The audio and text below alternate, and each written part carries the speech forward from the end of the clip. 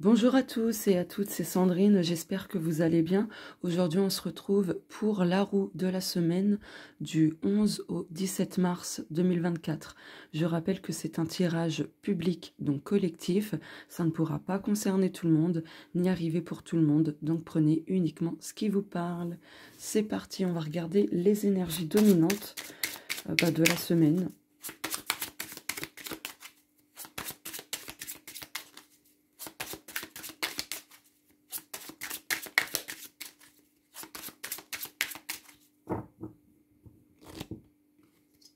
Hop, et ce jeu-là. Ah bon, bah, ok. Alors, revenir en soi-même. Donc là, cette semaine, les énergies vont nous pousser à nous recentrer en nous-mêmes, à faire de nous aussi une priorité. Avec la carte de la réussite, on voit qu'on a toutes les clés, surtout la clé qui nous permettra justement de réussir un projet, une introspection ou peu importe, mais aussi le fait de revenir en soi-même cette semaine nous apportera beaucoup de déblocage. Voilà. Ah, j'ai oublié un truc, je reviens. Me revoilà, je suis partie prendre mon livre.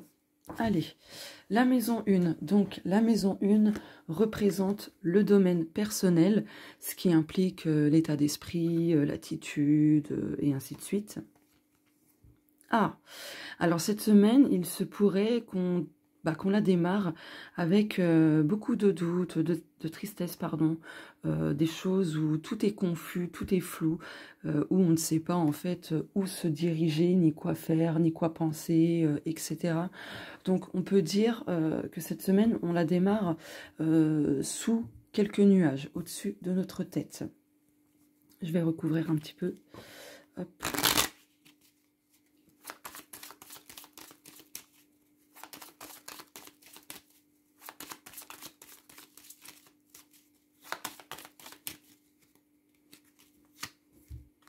Ah, mais il y aura une opportunité justement qui va nous sortir de cet état d'esprit plutôt négatif et ainsi de suite.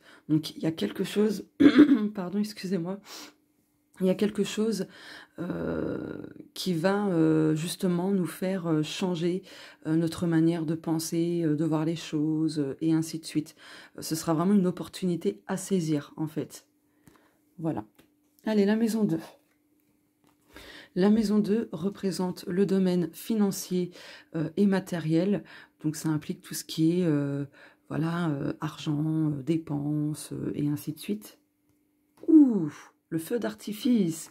Alors là, cette semaine, je pense qu'au niveau matériel, financier, s'il y avait des demandes de crédit, un projet pour racheter une voiture ou autre, peu importe, là, ça va se faire. Il y a des choses qui vont se mettre en place cette semaine et ça va se faire. Le côté matériel, ça peut être aussi pour déménager, par exemple, ou par rapport à l'argent, s'il y avait quelques dettes ou autres, bah, j'ai l'impression que tout ça, ça va se débloquer à partir de cette semaine. Voilà. Il y a quelque chose qui se débloque à ce niveau-là. Voilà. Pardon. Excusez-moi, je reprends mon souffle. La maison 3, c'est le domaine de la communication, ce qui implique la communication sous toutes ses formes. C'est aussi l'environnement, donc tout ce qui nous entoure. Alors, par rapport à ce domaine, ça va beaucoup bouger. Il va y avoir des discussions assez, comment dire, assez fortes. Voilà, assez fortes qui vont, ces discussions vont nous pousser en fait à nous mettre en action. Je vais recouvrir. Hop.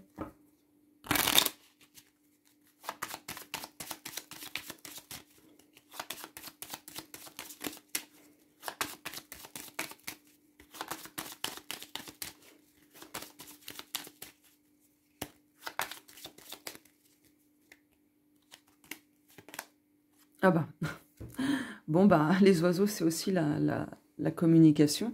Donc il y a peut-être aussi des discussions qui vont un petit peu provoquer ouais, un peu d'agitation intérieure, mais je pense que ça se passera plutôt bien. Voilà. Il y a quelque chose qui va vous parvenir, que ce soit oralement ou à l'écrit, parce que les oiseaux sont des messagers. Donc il y a quelque chose qui vous vient aussi vers vous. Hein. Une réponse peut-être, ça peut être ça, une réponse ou une révélation, ou peu importe. Voilà. La maison 4, c'est le domaine privé, ce qui implique notre monde intérieur, tout ce qui est, voilà, foyer, intimité, et ainsi de suite. Ah bah, voilà. Donc je pense que ces nouvelles qui arrivent vont concerner justement votre foyer. Ça va impacter aussi votre monde intérieur. Donc on va regarder si c'est positif ou non. Oula.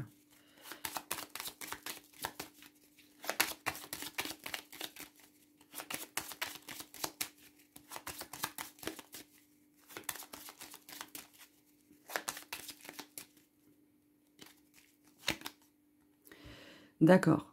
Donc, en lien avec quelque chose qui vous pèse dans le foyer, qui vous pèse aussi intérieurement. Je recouvre. Hein. Ouais. Quelque chose de stressant qui vous sabote, qui vous rend malade. Donc, je pense qu'il y a un lien avec l'environnement. Hein, d'accord.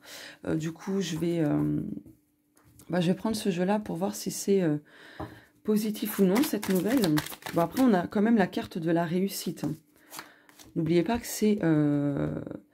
comment dire, que c'est les énergies dominantes. En plus, revenir en soi-même, ça fait écho au monde intérieur, donc au domaine privé, à la maison 4.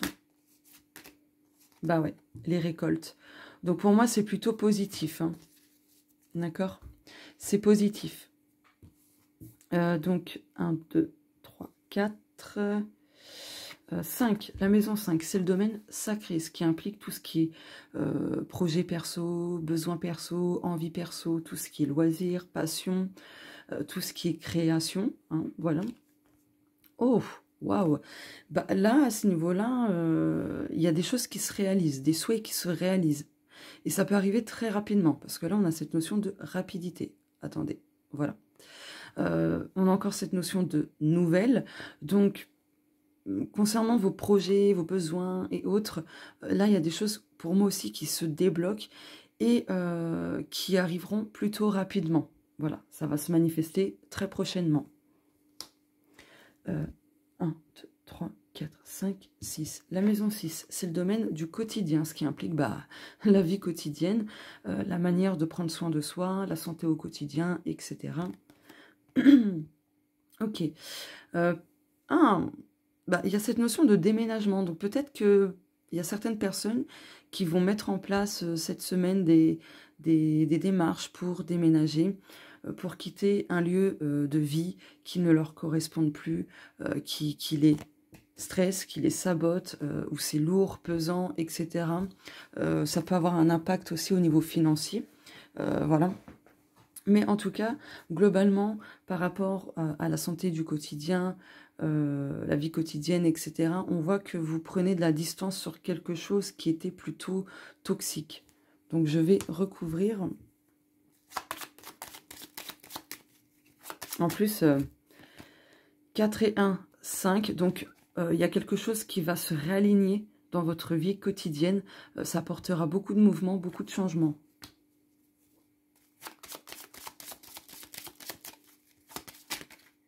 Ah bah, on va prendre les deux cartes. Oh, ce sera en accord vraiment avec vous.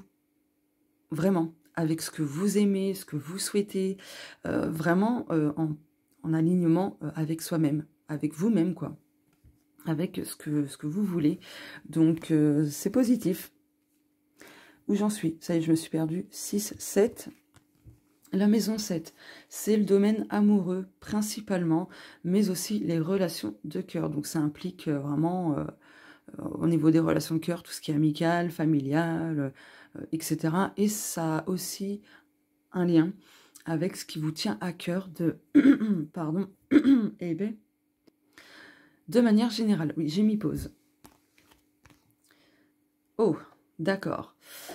Ah, alors la maison 7, c'est le miroir de la maison 1. Donc faites attention parce qu'en fait, votre état d'esprit vous joue des tours, vous manipule. D'accord? Donc faites attention.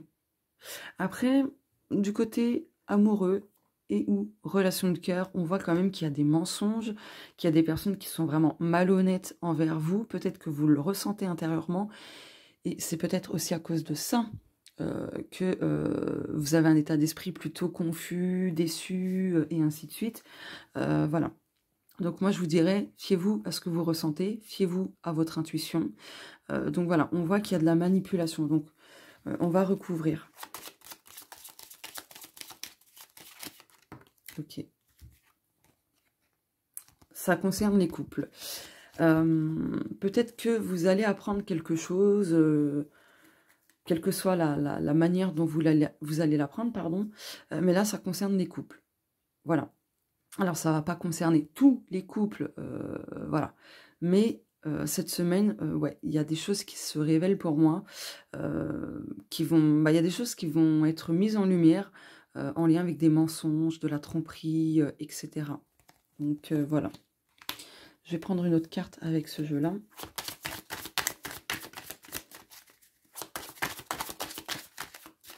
L'univers. L'univers vous enverra les réponses sous n'importe quelle forme. Hein. Ouais. Pour justement vous éclairer. Pardon. Mais là, ici, le 1 plus 7 égale 8. Donc, on voit qu'il y a quelque chose qui se répète aussi dans le domaine amoureux. Ça peut être votre état d'esprit qui vous joue vraiment beaucoup de tours, qui vous sabote, qui peut influencer votre relation et du coup l'impacter négativement, la saboter. Pour les célibataires, ça peut être aussi vos croyances limitantes, du style, ouais, je vais toujours tomber sur un con ou sur une conne. Enfin voilà, vous adaptez ça selon vous. Et tout ça, en fait, ben, ça crée beaucoup de blocages. Vous voyez? Donc attention, parce que ça peut être vous-même qui vous manipulez, qui vous sabotez, et ainsi de suite. Voilà. Hop, je vais faire comme ça, ce sera mieux. Voilà. Donc 7, 8. Alors, la maison 8, c'est le domaine du changement, ce qui implique tout ce qui est transformation, métamorphose, changement, tout ce qui a besoin d'être détruit pour être mieux reconstruit par la suite. Et ça va représenter aussi les choses pour votre évolution. Excusez-moi, j'ai mis pause. Ah, punaise. Bon, où j'en étais? Oui, voilà, pour votre évolution, etc. Alors là, pour que les changements se fassent, vous avez vraiment besoin de vous mettre pleinement en action, en mouvement, de faire ce qu'il faut, en fait, pour obtenir les choses que vous souhaitez, pour concrétiser un projet, etc. Mais je vais recouvrir.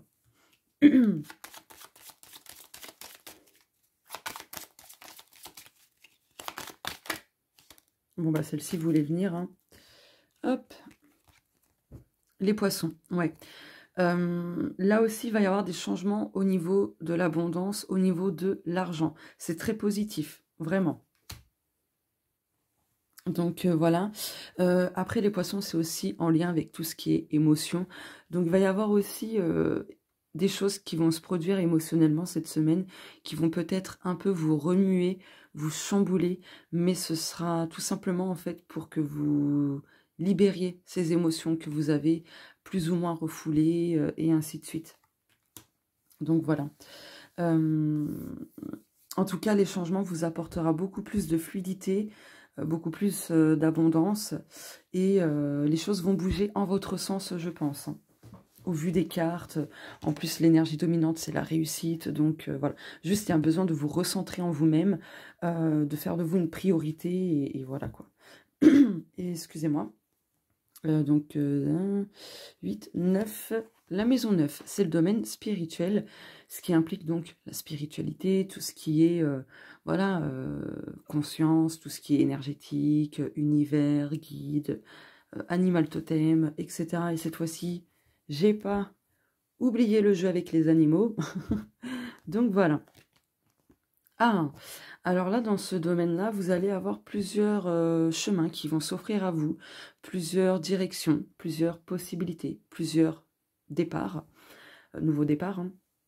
En plus, c'est drôle, hein, parce qu'au moment où je tourne la vidéo, on est le dimanche 10 mars 2024. Donc, voilà. Donc, on va recouvrir pour voir, mais ça apportera de la stabilité parce que 2 plus 4, 2 plus 4, 2 plus 2, pardon, égale 4. Voilà. Donc, ça apportera de la stabilité.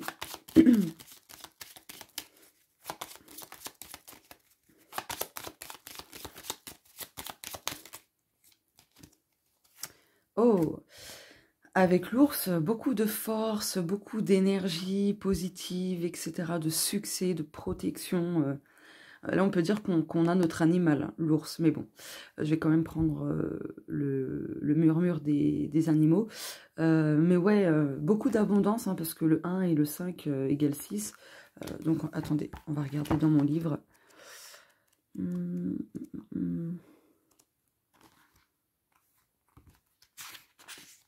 Donc 2 plus 2 égale 4. Stabilité, fondation, base, réalisation concrète, construction, mettre de l'ordre, sécurité, fiabilité, bâtir, persévérance. Donc déjà, là, pour les chemins, c'est quelque chose de très stable qui vous permettra de vous réaliser pleinement et de réaliser pleinement vos projets. Il y a des choses qui vont se passer cette semaine, on va dire, avec un lien spirituel pour mettre de l'ordre dans votre vie sous toutes ses formes. Voilà. Maintenant, 1 plus 5 égale 6. Féminité, harmonie, beauté, bienveillance, joie, abondance, perfection, rythme, exigence, responsabilité, donner et recevoir. Donc ouais, vous voyez, il y a des choses qui se mettront en place aussi dans le monde de l'invisible pour vous soutenir, pour vous protéger, pour vous apporter ce que vous souhaitez. Allez, on va regarder quel est l'animal qui va nous accompagner cette semaine. Oula.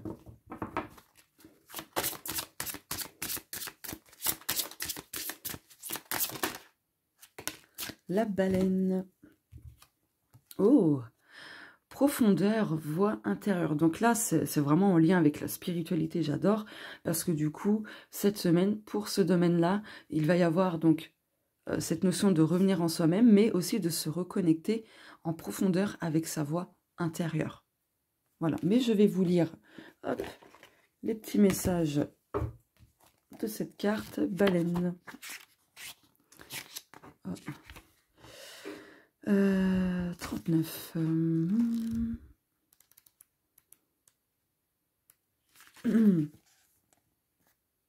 En prenant le temps d'écouter ma voix intérieure, en me connectant à mon intuition, j'avance sur le chemin de la joie, de l'abondance et de la réussite. Non mais, c'est un truc de fou, parce que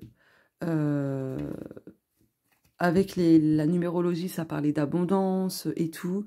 Là, on a la réussite. C'est un truc de fou. Bref.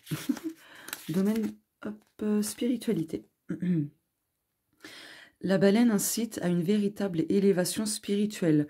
Retrouver ton être sacré et te libérer de l'ego. Alors, moi, je suis pas d'accord sur le fait de chasser l'ego, de libérer l'ego. L'ego sera toujours là, d'accord?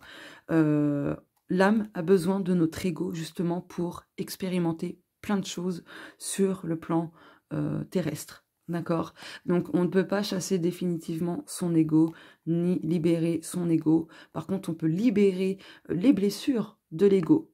Ne plus laisser ces blessures, ces failles, nous malmener, nous manipuler, nous contrôler, etc.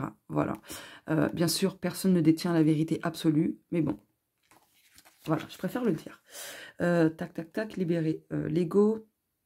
Mais cela s'inscrit dans un long processus de transformation. Si tu as déjà commencé un travail pour libérer pleinement tes capacités, on te dit que tu es sur la bonne voie. Suis ton intuition, écoute-la et fais confiance à tes ressentis.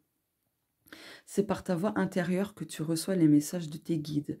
Si tu as du mal à les identifier, c'est peut-être parce que tu es encore trop dans le mental. La baleine t'invite à t'en affranchir pour être dans une pleine connexion avec les énergies de l'univers et, à ton tour, éveiller le monde. Bon, ça rejoint quand même l'état d'esprit de la semaine. Hein. Maintenant, la météo énergétique. Tes énergies alternent entre lumière et ténèbres parce que tu peux avoir tendance à avoir des comportements autodestructeurs.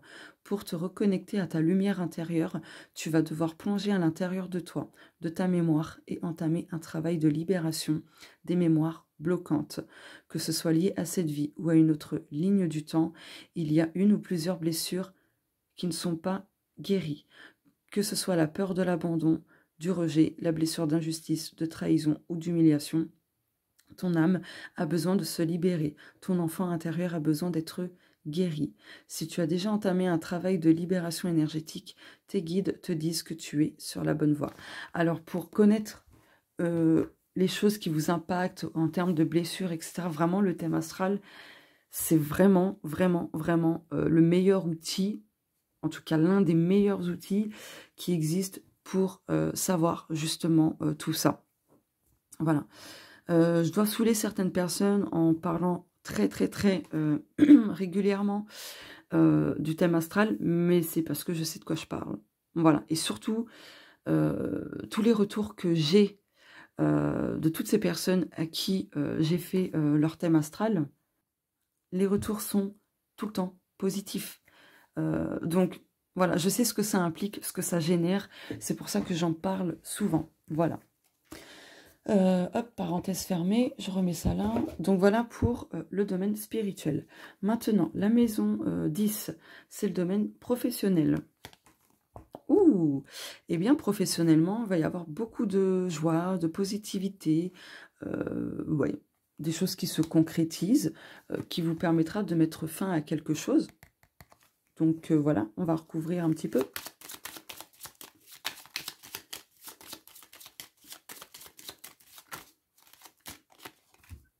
Ouais. Mettre fin à quelque chose qui vous impactait depuis un moment, hein, que c'était très récurrent. Donc là, du coup, il y a quelque chose qui se termine positivement pour vous du côté professionnel. Donc ça peut être la fin de chômage, ça peut être la fin d'un conflit pro, peu importe, vous adaptez ça selon vous. Mais là, il y a le retour de la positivité dans le domaine professionnel. Voilà. La maison 11, c'est le domaine social et collectif, ce qui implique tout ce qui est partenariat, collaboration, etc.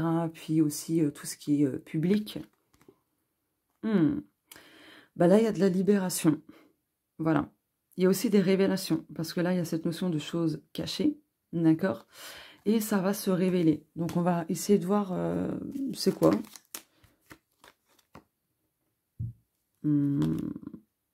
En lien avec quelque chose qui dure depuis un petit moment. Mais je vais pas garder cette carte. Ok. Ah bon, la paix, la sérénité, la tranquillité. Donc là, ce qui va se libérer, ça fait écho aussi à la maison 10. Hein. Mais là, dans le domaine social et collectif, il y a quelque chose qui s'apaise, qui redevient serein, tranquille, zen, etc. Donc voilà, peut-être à partir de la pleine lune. Hein. Peut-être, hein, parce qu'ici, c'est la pleine lune. Hein. Donc, à voir. Et la maison 12, c'est le domaine des épreuves et des obstacles. Donc ça implique tout ce qui est obstacles, épreuves, hein, forcément, tout ce qui est karma perso, etc. Ouh! Et bien là, il y a quelque chose qui s'améliore. Vraiment. Ouais, là, vous réussissez à sortir d'une épreuve, à surmonter un obstacle, très clairement. Hop. Il y a des énergies positives de retrouver, de bonnes nouvelles, des choses qui s'améliorent. Donc, très clairement, là, vous sortez de quelque chose de négatif, pour d'autres de toxique. C'est génial. Moi, j'ai pas envie de recouvrir la carte, mais j'ai envie aussi en même temps. Donc, bon, on va voir.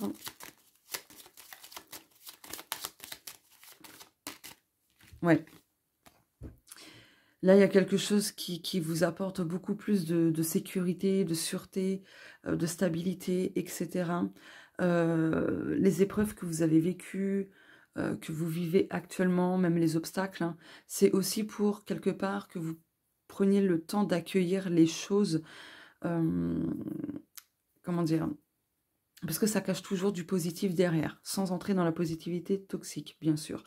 Mais c'était aussi pour vous faire sortir de votre zone de confort et peut-être libérer un lien transgénérationnel, parce que là, on a la maison, donc on a la famille, le foyer. Donc je pense que l'épreuve, l'obstacle que vous avez dû vivre, pardon, c'est en lien justement avec le karma familial, les liens transgénérationnels, et vous avez réussi à surmonter cela, à libérer cela. Donc voilà, voilà. Voilà pour le tirage de la semaine. Petite info, le livre, pour l'instant, les personnes qui m'ont envoyé des mails, j'ai pas encore regardé mes mails, du coup. J'y suis pas retournée depuis plusieurs jours. Et pour les personnes qui m'avaient contacté sur Facebook, je vous avais dit que j'allais revenir vers vous pour que vous puissiez le précommander, etc. Vu que j'étais malade, etc. Mais je vais attendre encore un peu parce que j'ai une idée. Enfin, une idée. Disons qu'il y avait eu un commentaire où on me disait quelque chose. Sur le moment, j'étais pas pour. Mais du coup, je me suis dit que si je prenais le risque d'avancer, en fait, donc de commander, d'avancer les exemplaires, donc d'investir, peut-être essayer, parce que du coup, le fait de ne pas vouloir prendre ce risque en investissant pardon, de l'argent, en prenant plusieurs exemplaires, et ensuite, une fois que je reçois tout chez moi, là, je vous dis c'est bon, j'ai les exemplaires chez moi, etc. Je me suis dit que en voulant absolument que ce soit par des précommandes, je me suis dit il y a un lien avec la peur de l'échec, la peur comment dire, d'échouer, d'investir pour rien financièrement et d'avoir de la perte. Voilà. Et je me suis dit, ça, c'est pas bon. C'est pas bon parce que du coup, ça alimente la peur de manquer. Vous voyez ou pas? La peur de manquer, la peur d'échouer, et ainsi de suite.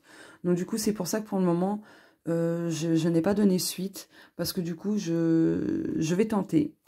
Il faut savoir prendre des risques dans la vie, mais je vais tenter d'investir en passant commande moi-même d'abord avant, enfin voilà, bref, je me comprends, auprès de l'imprimeur, prendre pas mal d'exemplaires, pas trop non plus, hein, parce que voilà, je suis pas riche, hein, mais de faire du mieux que je peux. Donc par exemple, commencer par 8 exemplaires, par exemple, voilà, et une fois que je reçois tout chez moi, je vous dis c'est bon, hop, vous pouvez l'acheter, machin, etc. Et comme ça, ben, vous n'avez pas besoin d'attendre, en fait, que les précommandes se terminent, machin bidule, enfin voilà quoi. Grosso modo. Donc voilà, c'est pour ça que pour l'instant, j'ai pas donné suite. Voilà, donc je vous fais de gros bisous, je vous souhaite à tous et toutes une belle semaine et on se dit à plus tard. Ciao!